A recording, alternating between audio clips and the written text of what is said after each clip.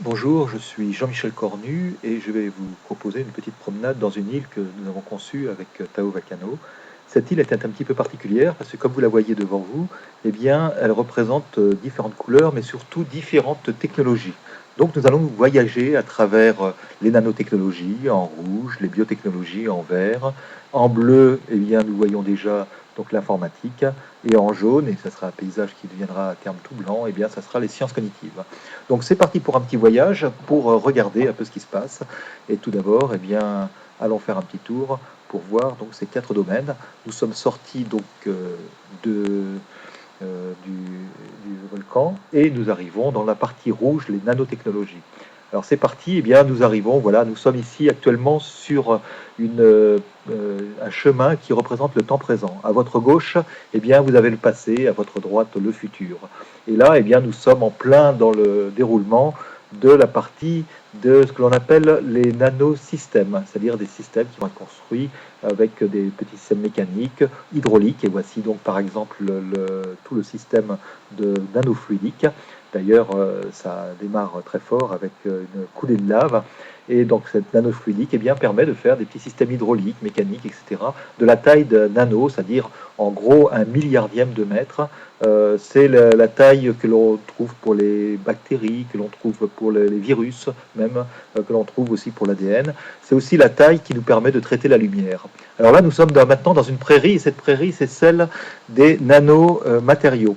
Alors, à votre gauche, bien, vous voyez, donc on a le plan pour nous orienter un petit peu, mais il y a donc des nanomatériaux passifs qui permettent de faire des nanomatériaux, des matériaux totalement nouveaux, donc des pneus par exemple beaucoup plus adhérents, des systèmes qui deviennent invisibles, comme par exemple des crèmes solaires qui ne sont pas blanches sur la peau, ou des choses comme ça, avec des tas de questions évidemment que l'on peut se poser en mettant des tas de particules dont on ne sait pas très bien les effets encore sur la peau.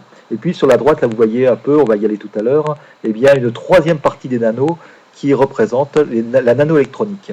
En effet, c'est fini maintenant la microélectronique, celle de nos grands-papas, celle de nos micro-ordinateurs, puisque aujourd'hui, eh bien, nous sommes passés avec des systèmes de type 45 nanomètres, donc des systèmes de la taille de nano. On parle de nano en général quand on est entre 10 et 100 nanomètres. 1 nanomètre, pour donner un exemple, 0,1 nanomètre, c'est un atome là, et entre 1 et 100 nanomètres plutôt, donc eh bien, on est dans le secteur tout à fait original. Maintenant, eh bien, voilà un petit coup d'horizon sur le chemin suivant, qui est celui de l'informatique. Alors là, nous rentrons dans la zone bleue. Et cette zone, eh bien, elle représente des grandes cascades avec à la fois donc des lacs. Le lac en bas, eh bien, c'est les technologies, et tout en haut, eh bien, nous verrons un lac des applications.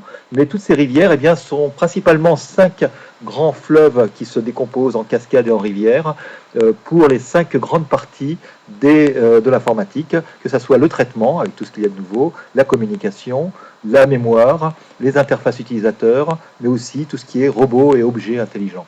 Donc voilà, chaque endroit va recevoir un petit panneau pour expliquer effectivement où est-ce que l'on est, qu'est-ce que l'on fait là. Et nous voici maintenant donc sur le lac du Haut, qui est celui des applications. Ces applications, eh bien, utilisent évidemment ces 5 domaines de l'informatique que l'on voit ici, et sur lequel, eh bien, très prochainement, il y aura des objets préparés actuellement par des designers. Donc voilà notre petit côté de la partie informatique de l'île. Donc c'est une des plus sophistiquées, effectivement, puisque c'est un domaine aujourd'hui qui est assez ancien comme nouvelle technologie par rapport au nano. Maintenant, nous voici dans les sciences cognitives. Alors là, il fait un peu plus froid puisque nous sommes tout en haut. Les sciences cognitives, les neurosciences, c'est quoi? Eh bien, c'est la capacité de comprendre comment on pense.